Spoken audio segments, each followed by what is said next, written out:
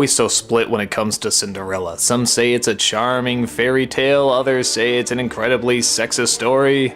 I guess I'm somewhere in between. I mean, yeah, did Cinderella really have to stay with that family? Could she have left at any time? Yeah, probably. But if the story is done right, you focus on the things that are the most important. Like how being hopeful, patient, loving, and a hard worker can finally pay off. This is the idea they were trying to do with the new Cinderella that, in my opinion, doesn't really come across. The story still seems basically on track. Cinderella is a young girl who has a father that she loves very much, but he tragically passes away, leaving her with her stepmother and stepsisters. The three of them don't like Cinderella and immediately start to treat her like a slave.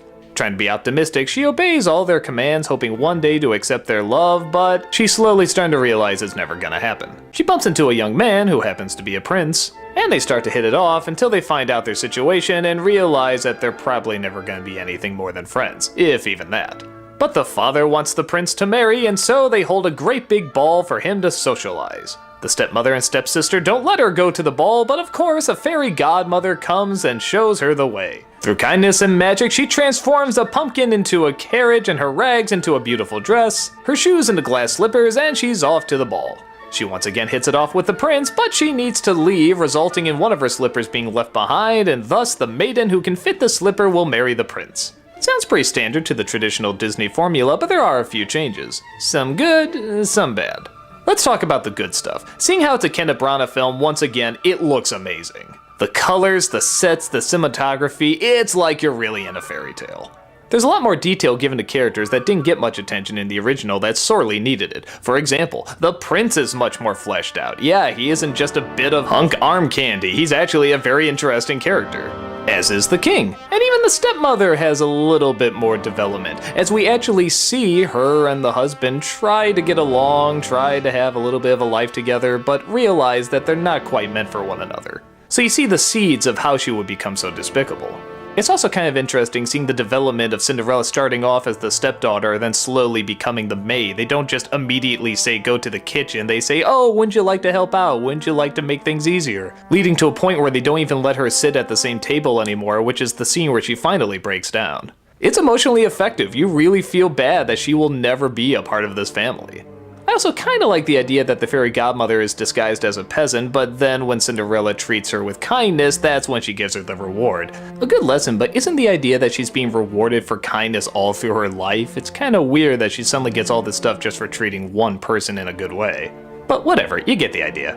Honestly, the film in many respects does do a lot of good updates, that is except for one element that is kind of an important element, and that's Cinderella herself. If you watch the interviews, they all talk about how she's not a damsel in distress and she's not a waif, and I really hate it when they do that because it's like, okay, we know what she's not, what is she then? The answer is not very interesting.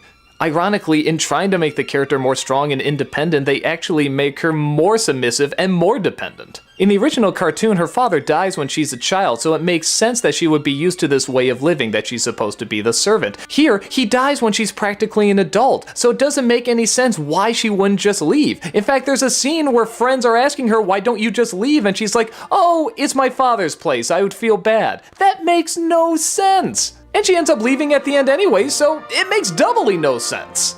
And when it does show her childhood, it's some of the worst stuff in the movie. It actually starts off showing how over-the-top pleasant her life is, and it is painful. It is beyond sappy. It's like it's made for 3-year-olds. Which, if the movie was made for 3-year-olds, fine, but it's clearly not. It's supposed to be made for everybody. It's supposed to make adults feel like children and children like adults. Just know if you're watching it, the first couple minutes is not a reflection of the rest of the film. And following that over-the-top happy childhood, she herself is also over-the-top happy. There's one scene where she finally breaks down, and it's a very welcome scene, but all the other times, she just kind of smiles and looks pleasant. And I'm sorry, that's not interesting. I know a lot of people remember the original Cinderella as being just very bland and not very interesting, but you know what? She had her limits. She could get angry, she could get frustrated. You could see in the animation and the performance that she's constantly telling herself, just get through it, just get through it. So when it leads to the scene where the dress is ripped apart and she has nothing left, it's genuinely heartbreaking. In this movie, when they rip the dress apart, it doesn't mean a thing. Yeah, she cries and she feels sad, but it feels like we're going through this simply because it's the Cinderella story. We kinda gotta go through it. It didn't feel earned. We already had the big cry scene when she realizes she isn't part of the family, and it was very effective. But because of that, you're taking away from a moment that should have been huge because you did it a little too early. On top of that, there's a scene at the end where she's locked in the attic. Now in the original, she tries to get out, she's banging on the door, she's calling for help. In this one, she's just so happy thinking about her prince and also somehow so sad that she thinks nobody would want to see her that she does nothing. She just spins around singing to herself. Oh my god, this is supposed to be the stronger, more independent version? A good, strong character is supposed to work with their flaws. You're supposed to see what their problems are and see them work through it. The original Cinderella is trying to work through a mindset that she's had since childhood and see that she is worth the effort. She's worth breaking out, she's worth going behind her stepmother and stepsister's back. Here, much more than the original, she waits for someone to come and save her. In the original, she's at least making an attempt to get out. I'm sorry, these are big problems with this character. So, does that make it a bad movie?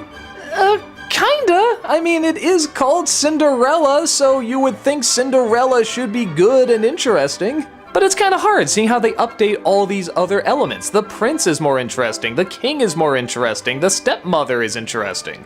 There's less of cute little mice and more chemistry between the romantic leads. Somewhere between this live action version and the animated version, there's a really good rendition of Cinderella that's waiting to get out. Honestly, if you want a good one that actually has an interesting character and tells the story in a unique, awesome way, go see Ever After. In my opinion, it's the most fun and interesting rendition of the Cinderella story, with a smart, interesting, complex lead.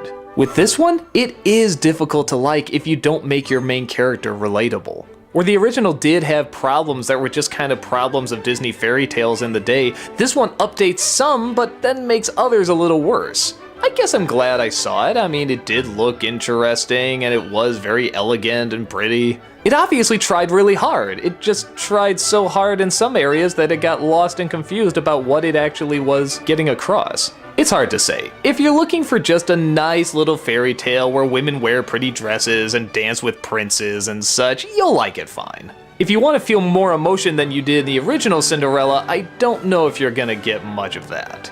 Because like I said, it's just hard to relate with this character. I guess it's just kind of a pick your poison. Grab a pumpkin and see for yourself.